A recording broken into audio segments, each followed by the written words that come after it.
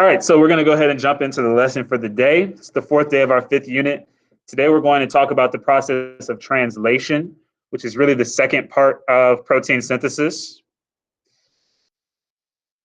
So the objective today is to explain how DNA and RNA code for proteins and determine traits. This is one of the four standards from this unit.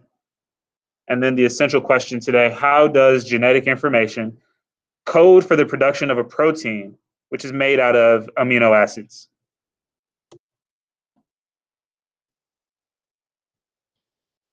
So as we go ahead and jump into the lesson, it may be a good idea for you to, if you've got your notebook out, write down the title or the date or the objective, whatever you need to be able to return to these notes and refer to them.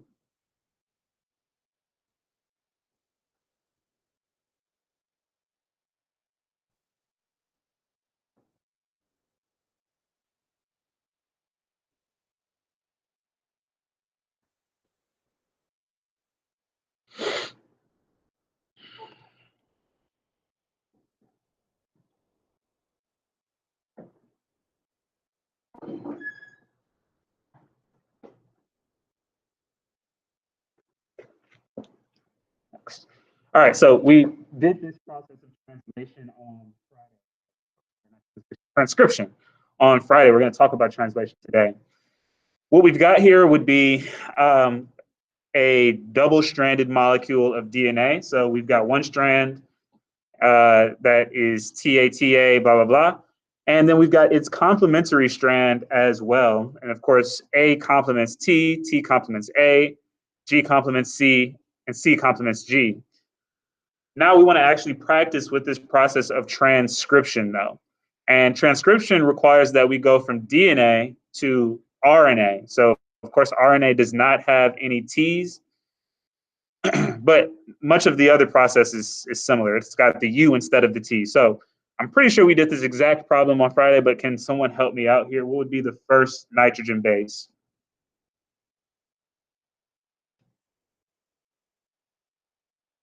What does that A get transcribed to? Good, thank you. And I think I heard you say it back there too, Ashley. Yes, this would be a U. And I've written it on the board. I think you guys should be able to see that here. But this process of transcription, we're going from DNA to RNA. C becomes an A is transcribed to U, C is transcribed to G, G is transcribed to C. Okay, so what comes after this U?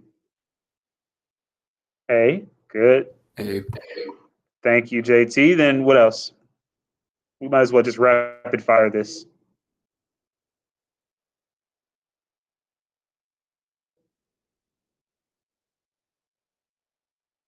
Sayana, how do you feel? Do you understand this? Okay. So what you tell me then?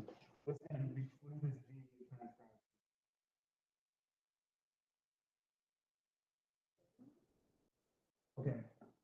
So the C is always going to complement G. C and G are probably the easier ones because they always quote unquote go. So this G is going to become transcribed to C. And C is transcribed to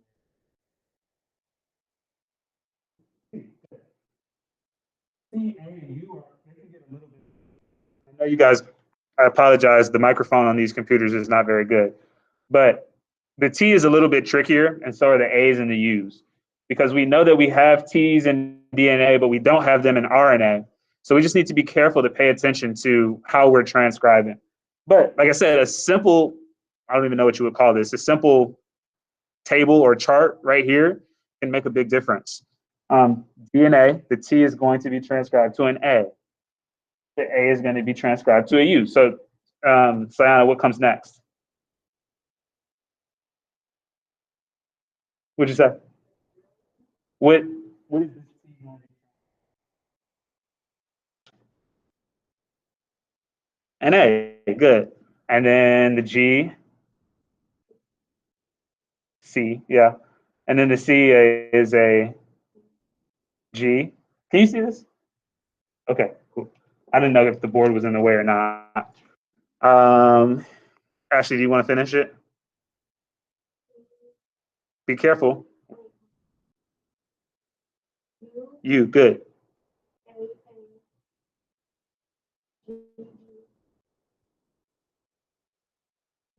Good, good. So the natural, because of the way that we learned it the first time and the way we teach it with DNA replication, I think we naturally want to say A becomes T. So we always have to kind of catch ourselves with that. We're going to continue to do practice with this. It comes up in the exit ticket and it'll come up in the warm-ups again. But we just want to make sure this, something simple like this can be an easy way to remind us of how to transcribe these bases. Okay, so that's transcription. We talked about that on Friday, going from DNA to mRNA.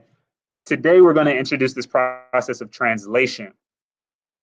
I like to think about it in terms of translation coming alphabetically after transcription. So translation is the second process. We're going from mRNA to amino acids. Why do we think we call the first process transcription and the second one translation? Any thoughts about that?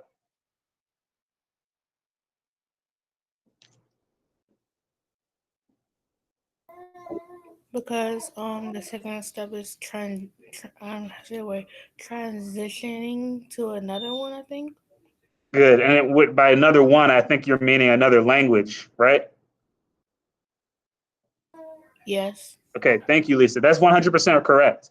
So in the first step, transcription, we're in the same language. We're just writing it a little bit differently. We were talking about previously, we were talking about the same nucleotide bases. So it's the same language. We're just writing them instead of with the T, we're writing them with the U. Now we're going to talk about a totally different language. We're going to talk about the language of amino acids. So that's why we use this word translation. So good job on that. Okay. So again, at the very least, I would just encourage you all to write down what's highlighted. The goal of translation is to read the mRNA sequence and begin linking amino acids together to make a protein. I'm going to leave that up for a while.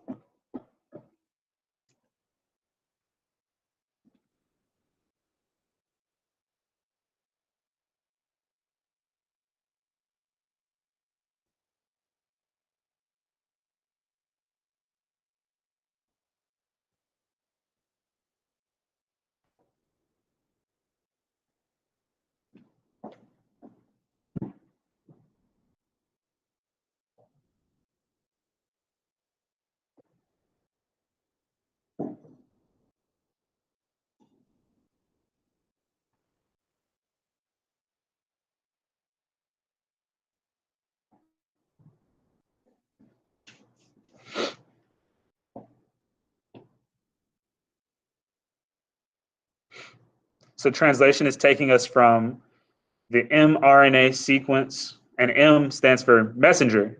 So this messenger RNA is going to carry the message out of the nucleus into the cytoplasm, and eventually it will get to a ribosome. So translation is going to occur in ribosomes.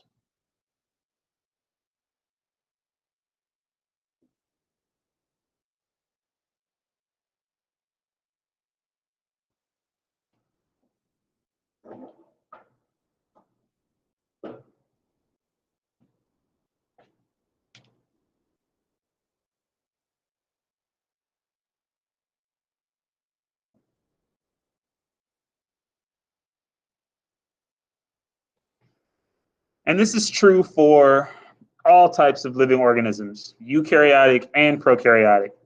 We are still going to see translation occurring in the ribosomes.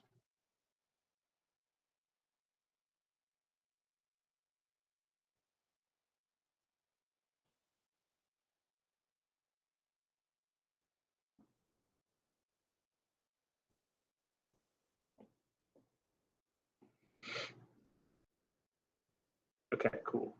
Sonny, you good? You're good, Ashley? Okay, now this is a lot of writing, I know, but after this, we won't have too much to write down, so I apologize. It seems like a lot of text, but instead of just spreading it out on different slides, it's all right here. So just get the stuff that's highlighted in yellow at the very least. If you want to try to capture some other things, that will work as well. but if you just get the highlighted stuff, you should be fine. I'm just going to be quiet for a while as you all write, and then I'll read these steps.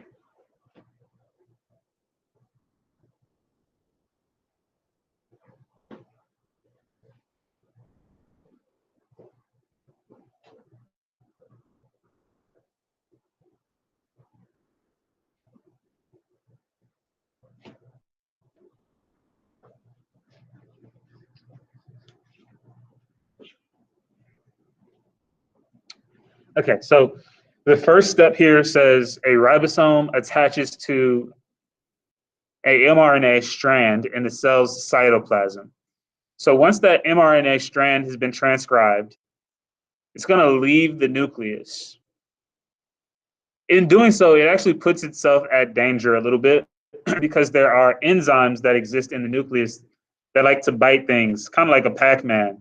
So they bite the ends of that mRNA strand. The mRNA strand has some defenses against this, but really its best defense is just to get to the ribosome as quickly as possible so it doesn't have to be exposed to those enzymes. Once it gets there to the ribosome will read the mRNA in groups of 3 bases.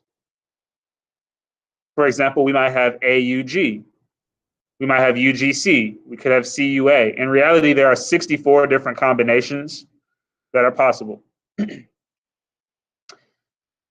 These are called codons when they are grouped in 3, and they correspond with a specific amino acid, or in some cases, a stop message, which signals the end of translation. So we'll see, and I've passed out some charts to those of you who are here in person, where you can see the names of some of these amino acids. A tRNA molecule with the correct anti-codon to match the codon brings a specific amino acid to the ribosome. This can get a little bit complicated, and it was actually confusing to me when I remember being confused about the idea of the anti-codon when I was first learning about this. But essentially, tRNA looks like this. It's a molecule that literally looks like a T. At the bottom, it's going to have what's called an anti-codon, and you all can see that anti-codon. That anti-codon will correspond to the actual codon on the mRNA. So in this case, I've got an anti-codon that says CAU. So who thinks they know which codon that corresponds to? Did someone figure it out? Yeah, on RNA.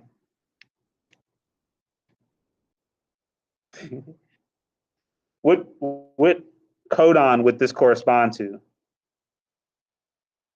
GUA. Excellent. Thank you, Abigail. The reason for this is that they literally have to be complementary to one another. So if the message on the mRNA says GUA, this tRNA is going to come into place. In doing so, we call it a tRNA. The T stands for transfer. In doing so, it's going to bring with it a specific amino acid. We'll look at this process again tomorrow. I'm going to play around with these magnets, and I think it'll make more sense to you all. But the tRNA's job is to literally bring a specific amino acid to the ribosome so that it can then be used to make a protein. So as these amino acids get brought to the ribosome, they get linked together with what are called peptide bonds, and they form what's called a polypeptide chain. It's a chain made of many peptide bonds. This is not quite a protein. Before it can become a protein, it has to go through some pretty complicated folding processes. We don't talk about that in this class, so for the purposes of this class, all we really need to know is that the ribosome is making the proteins. Cool. Any questions about this so far? Cool.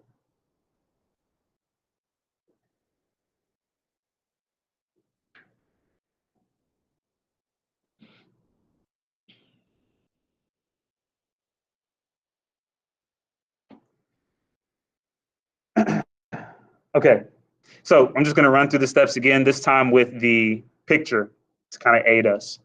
The first step is that the ribosome attaches to the mRNA.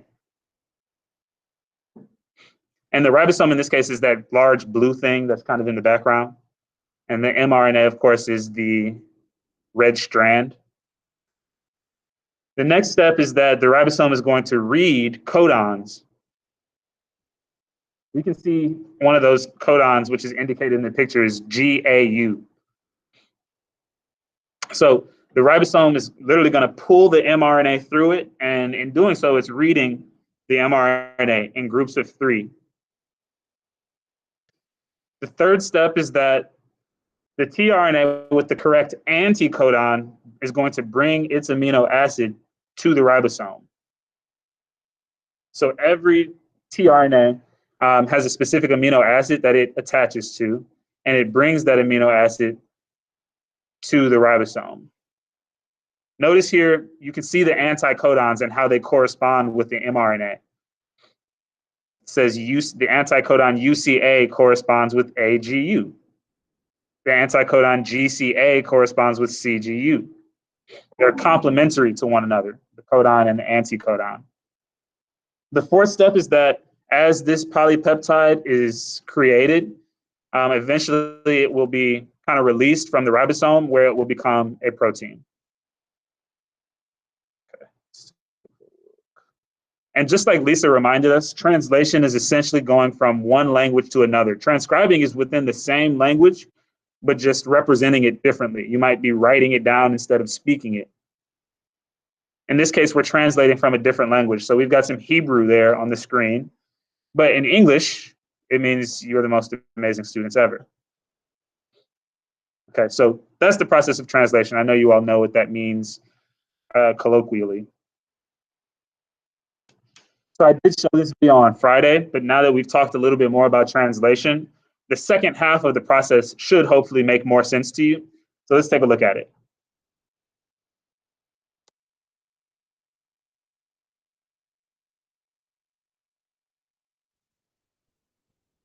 Here is a cell, the basic unit of all living tissue.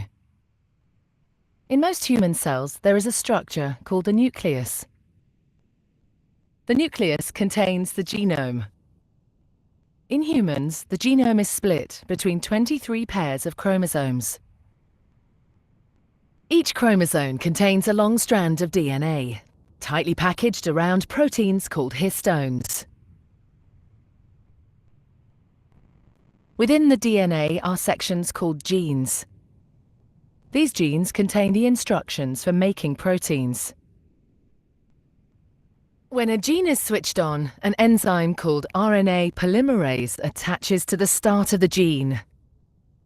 It moves along the DNA, making a strand of messenger RNA out of free bases in the nucleus. The DNA code determines the order in which the free bases are added to the messenger RNA. This process is called transcription.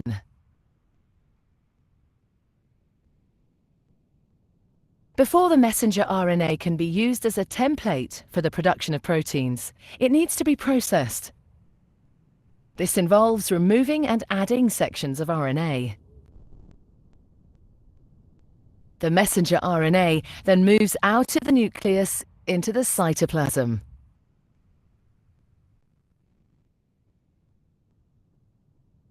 Protein factories in the cytoplasm, called ribosomes, bind to the messenger RNA. The ribosome reads the code in the messenger RNA to produce a chain made up of amino acids. There are 20 different types of amino acid. Transfer RNA molecules carry the amino acids to the ribosome. The messenger RNA is read 3 bases at a time. As each triplet is read, a transfer RNA delivers the corresponding amino acid. This is added to a growing chain of amino acids. Once the last amino acid has been added, the chain folds into a complex 3D shape to form the protein.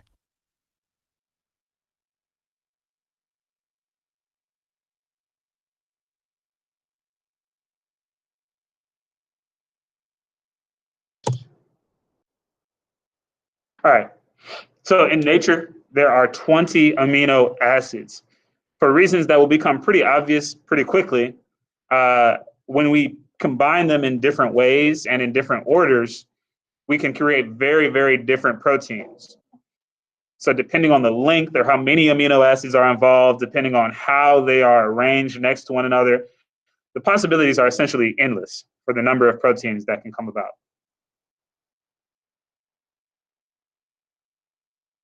On your screen, you can see a codon chart, and I'm going to explain to you how to use it. We're going to get plenty of practice with it.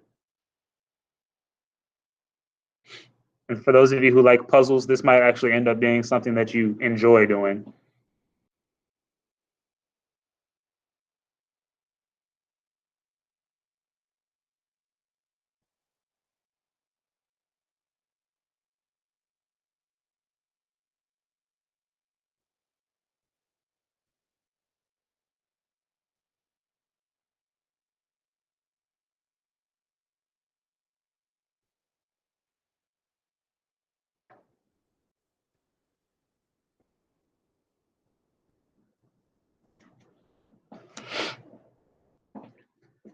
So as we can see, every codon is represented in this chart, every possible codon, and we'll explain how that's true.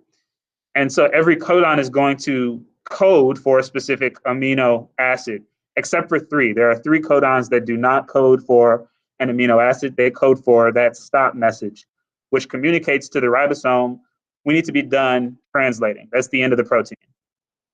Those three stop messages, or those codons that code for a stop message, are UAA, UAG, and UGA. So let's take a look at how this works. The codon chart, and there are two different options. We'll talk about both of them, and it's really a matter of preference which one you decide to use. But we can see that it allows us to move from one base to the next, and the order of the bases obviously matters. So the first base is represented on, the first base is represented on the left side of the codon chart. Then you have to find or just identify what the second base is, and that's represented by the top of the codon chart. And then obviously the right side represents the very last and third base. All codons come in groups of three. And this is why the sequence of the mRNA matters so much.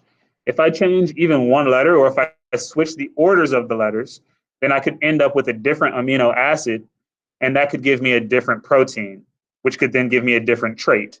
So this is kind of like a domino effect. Things have to be perfect in the early on stages, in the beginning stages, in order for them to work out in the end. The sequence really, really matters. Okay, so here are your two codon charts. And for those of you who are, the three of you who are here, you've got a physical copy in front of you. Like I said, it's really a matter of preference, whichever you use, whichever you come to be more comfortable with, I'm fine with you using, and you'll have access to, you should have access to both of them when we take the exam and on the EOC. All right, so for example, let's say we have this codon GAC, and I'm going to try to use colors, as you all can tell, to help us or aid us in this explanation. The first thing you need to do is identify the very first base of the codon. In this example, the very first base is G. Now I need to look at my codon chart, and I know that my first base is G, so I'm only going to pay attention to the section of the codon chart where G is the first base, meaning that horizontal row, this section right here. Everything else I can literally ignore. For the most part, we can just think of it as being not there. It's blacked out. I'm only looking at that section where G is the first base. My second base is A. So now I look at the top of my codon chart, and I'm only going to look at the amino acids that are in that column. So again, I'm only looking at the amino acids that are in that column. Now I can black out everything else and see how I'm only looking at the overlap as well. I'm only looking in the overlapped section. And then my very last base is C. So I identify the third base of the codon, and I'm literally just going to draw an arrow from C over, and that tells me that the amino acid is ASP, which stands for aspartate. So that's one codon chart, and we're going to continue to get practice with it, but in my experience, most students find the other one a little bit easier to use, so we'll explain that. In this next example, we're going to have the exact same codon, but we're just going to use the different chart. So we should, in theory, if we do everything correctly, end up with the same amino acid. Okay, so still we've got GAC. To use this chart, I'm going to start in the middle of the circle. And I'm going to move outward as I go. I'm starting in the middle and I'm moving outward.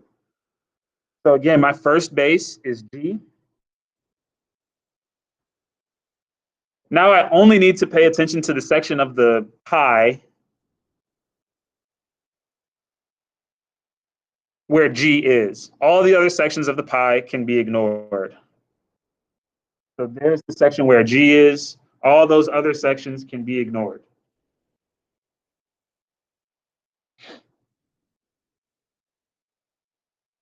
Now I'm going to move outward. So I always start in the middle of the circle, and I move outward as I go from first base to second base to third base.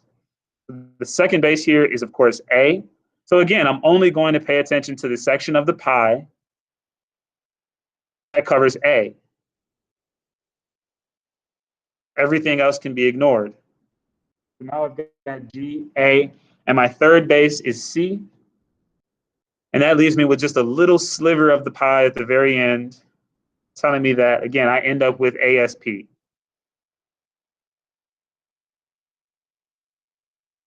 Cool? How do you feel about it, Janelle? Okay. Ashley, how do you feel? Okay. Let's get some practice with it. I'll do this first one. So let's say we've got the mRNA codon AGU. I'm going to use this chart, but again, it's just a matter of preference. This is the one that I learned how to use when I was in high school, but the other one works perfectly fine, obviously, and I think it's probably a little bit easier. The first base here is AGU. I'm sorry, the first base is A. So I'm only going to look at the section of this chart that covers A as the first letter. And I'm literally going to highlight it. For those of you who are here in person, you all can, do that with these laminated pieces of paper. So I'm only looking in this section. If the amino acid is not in this section, I can already rule it out. So proline, I can rule that out. Valine, alanine, I can rule that out. They're not in that section.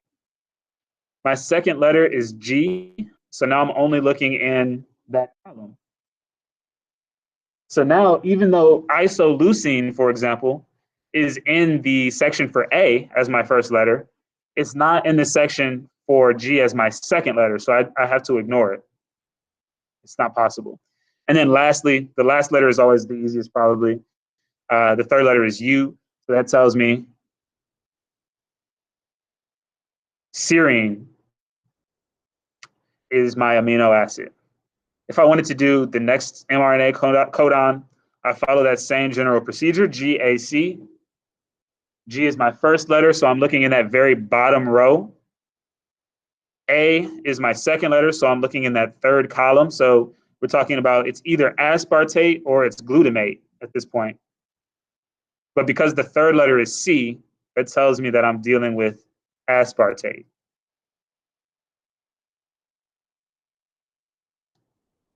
Okay. Does anybody think that they can kind of walk us through how to find the amino acid for CAG?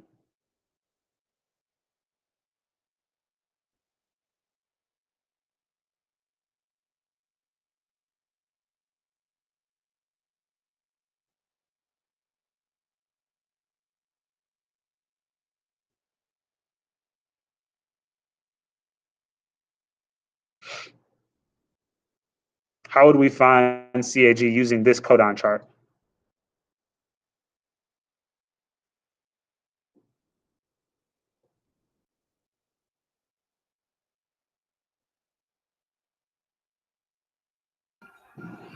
I don't know how to do it more completely yet, but I know you first look at the first letter. That's a C. So you look at C, then look at A.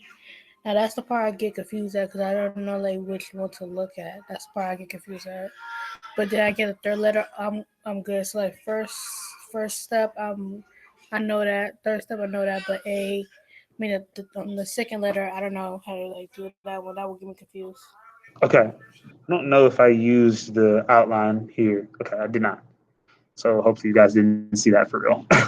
But that first letter, I think you're right, is easier. And that second letter is probably where we're going to run into some more problems. Like I said, let's go back to where we first introduced this part.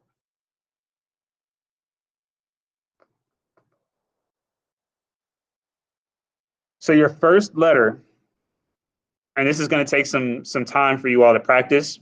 After you find that first letter, I would literally want you to, if you have, I wish we were in person because you would all have your own copy, but you can literally just like scribble out the other amino acids. So you're not even tempted to think about them as a possibility. Because after you identify that first codon, you have severely limited the number of amino acids that it could possibly be. So, for example, in this case, G was the first codon. We now know that the only possible amino acids just after the first base, we don't even know what the second base or the third base is. But after the first base, we know we could only be talking about valine, alanine, aspartate, glutamine, glycine, and that's it. VAL, ALA, ASP, GLU, and GOI. Those are the only ones. Everything else got blacked out. Then that second letter comes, and we have to kind of go down the column. We went across the row the first time. Now we have to go down the column of the second base.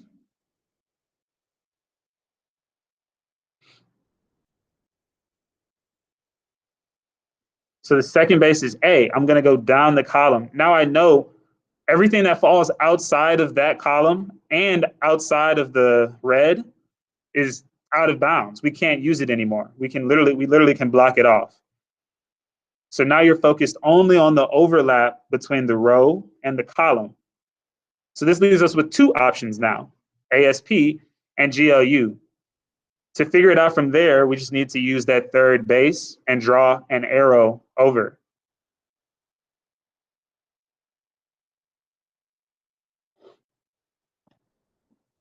Okay. So I think that second base can be a little tricky.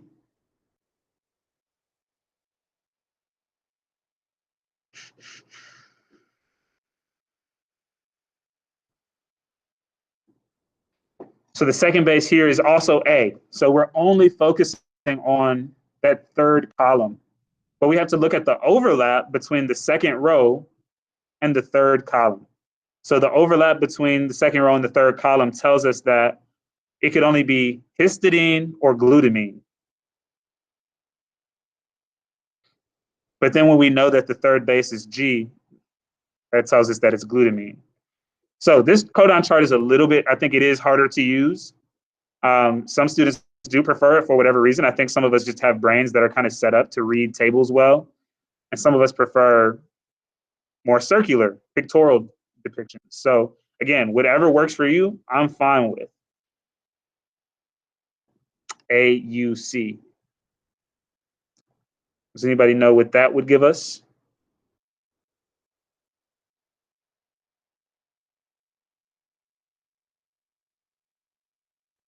What amino acid is coded for by AUC?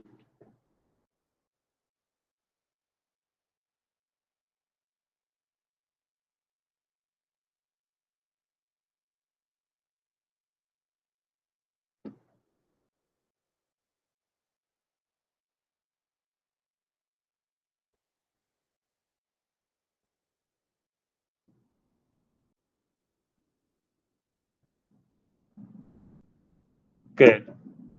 Abigail is saying isoleucine. Melissa and Janelle are all saying isoleucine. Now, Lisa, you got methionine, which is close, but the third base is C. If the third base were G, then you would be correct.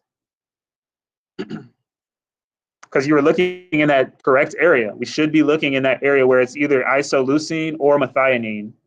But methionine is AUG, isoleucine is AUU, AUC, and AUA.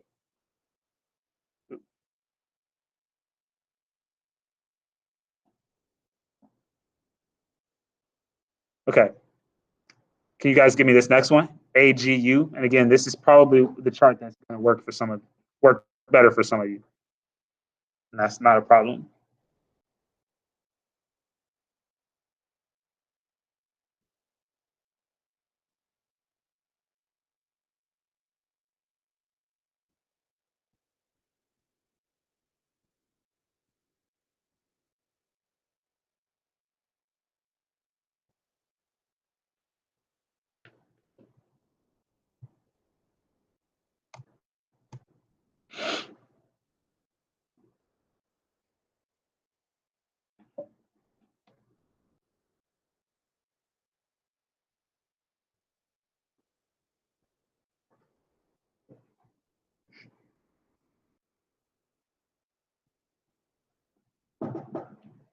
You a little confused? Or you think you got it? You got it? Send it to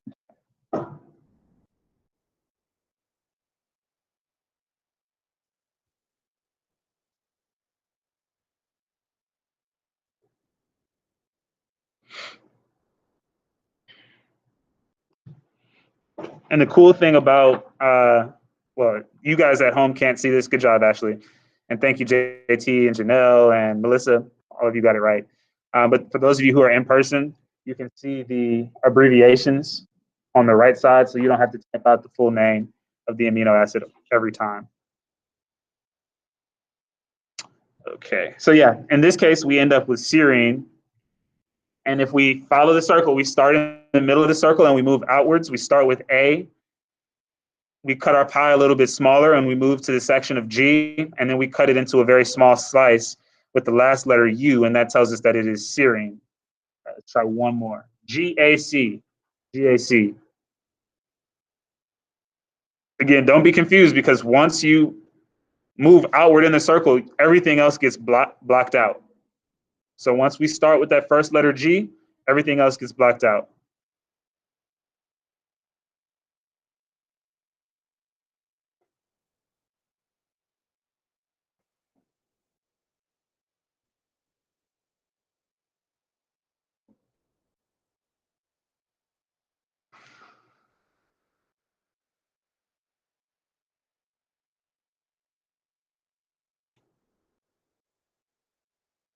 So Janelle, you prefer that one? Which one do you prefer, Ashley? Yeah. Do you have a preference? Okay.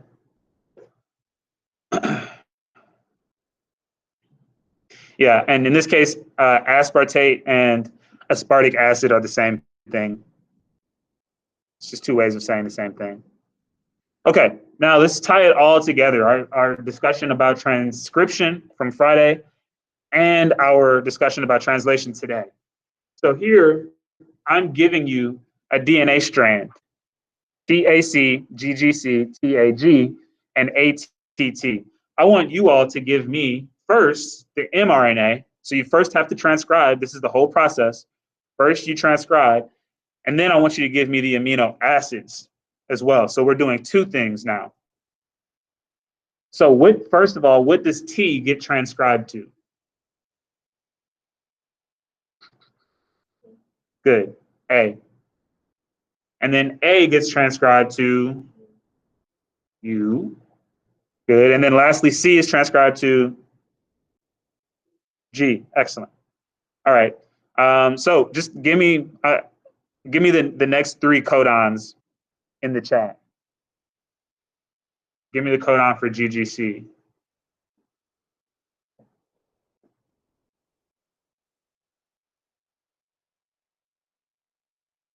Good. Okay. And then after that,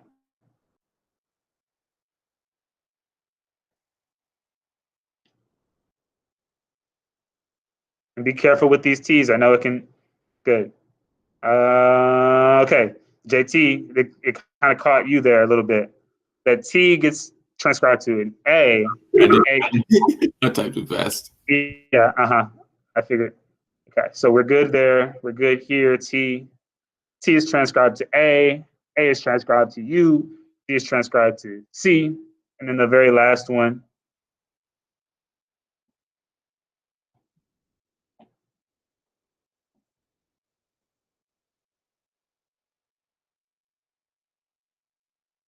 Yeah. UAA. Okay, good. Now we want to translate. So we did the process of transcription. Everything went well. Now we want to translate the mRNA to amino acids. So AUG, and just to give you guys a kind of a fun fact, but that also might be helpful to you on some of these questions. More often than not, AUG is the very first codon. The reason for that is it's kind of considered the start codon.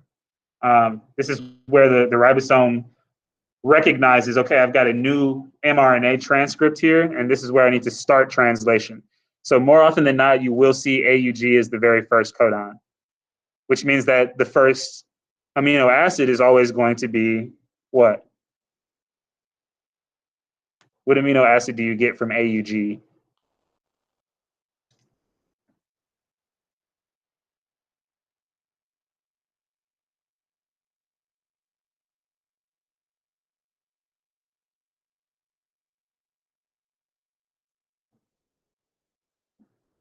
Good, yeah, methionine, MET.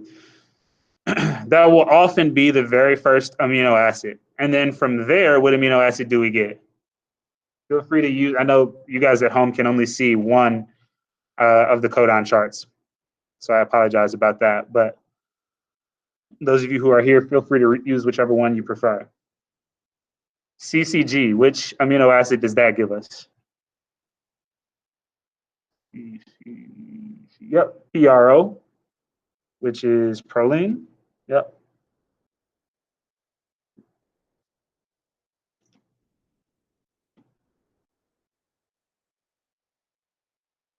Then what?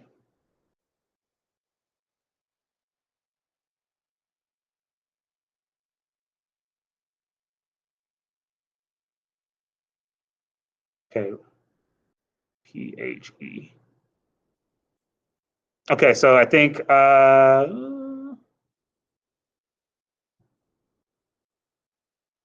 looking at AUC, right? Yeah, AUC. So that is ILE. JT, which codon were you doing?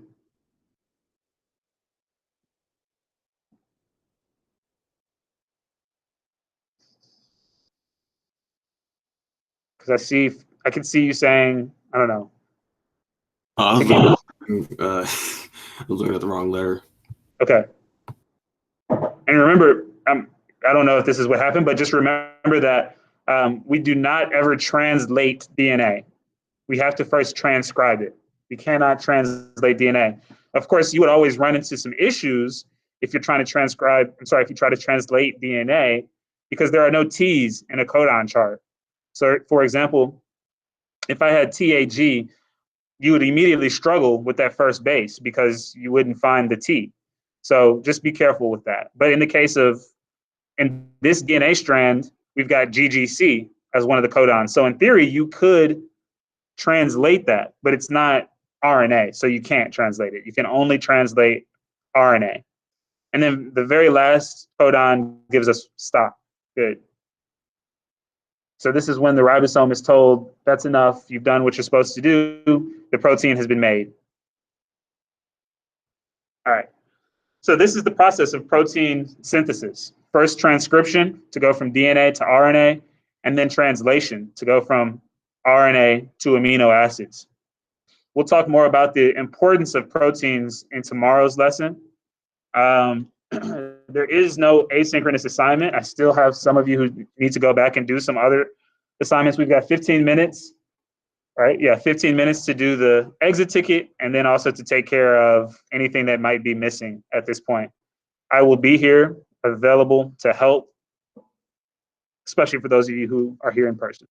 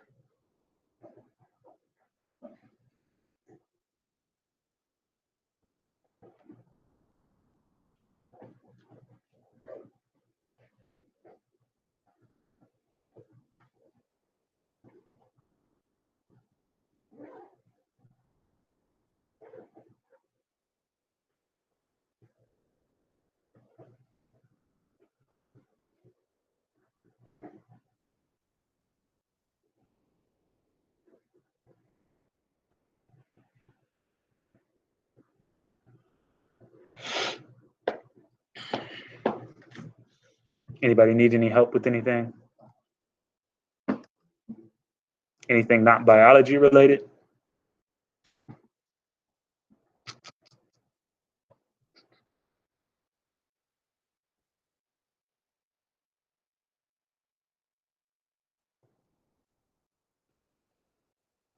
You know, this month is National Women's History Month.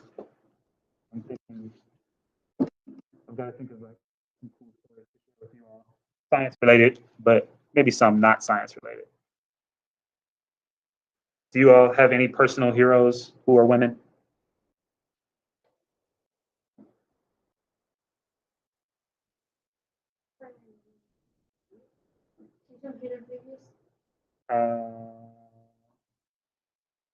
Yeah, that's bad. I can't think of her name either.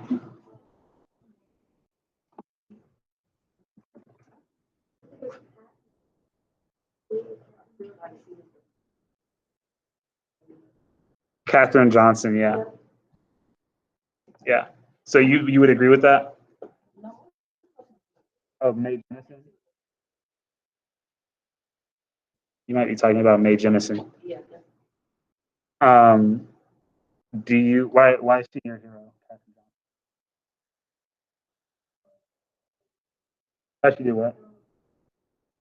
Okay. Who? Who's that? How do you spell it?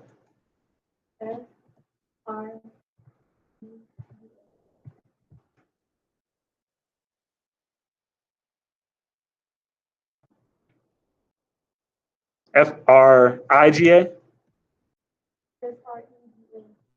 Frega.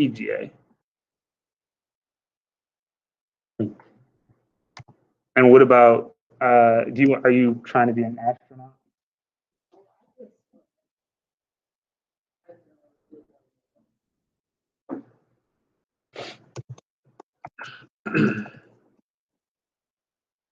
Jemison.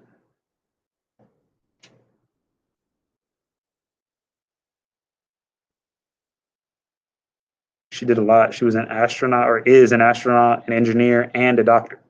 That's a lot. What about you, Sayana? Do you have any personal heroes? Who? Who's that? How do you Trisha? Oh yeah, there she is. That's funny.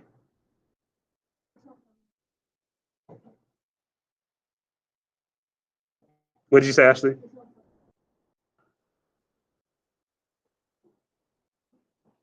Oh, Frida. Okay, Frida. Yes. I thought you were saying Friga. Yeah. She's amazing. Have you seen that movie about her? I thought it was cast very well. I can't remember. Yeah, almost exactly like her. Do you paint?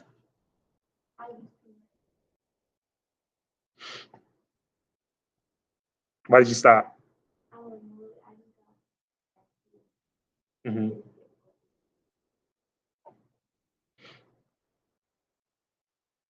It's a good stress reliever.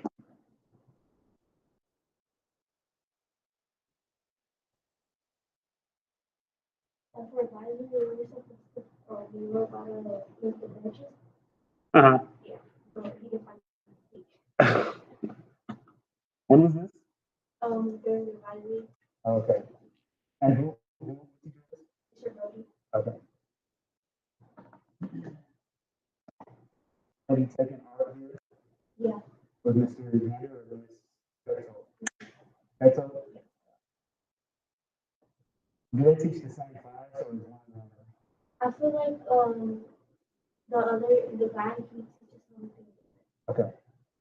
Because Miss Beto, she just does with the beginner. Okay. They see he goes more. Okay.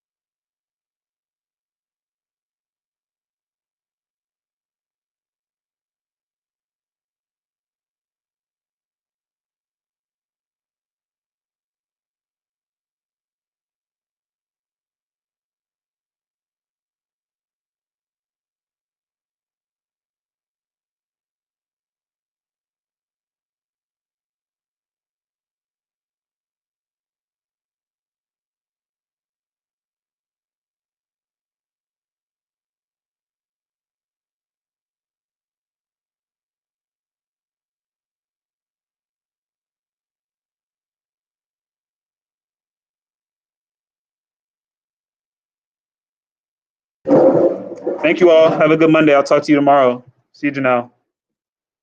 See you, Sayana. I'm so sorry I got that wrong. Tomorrow. See you, Ashley.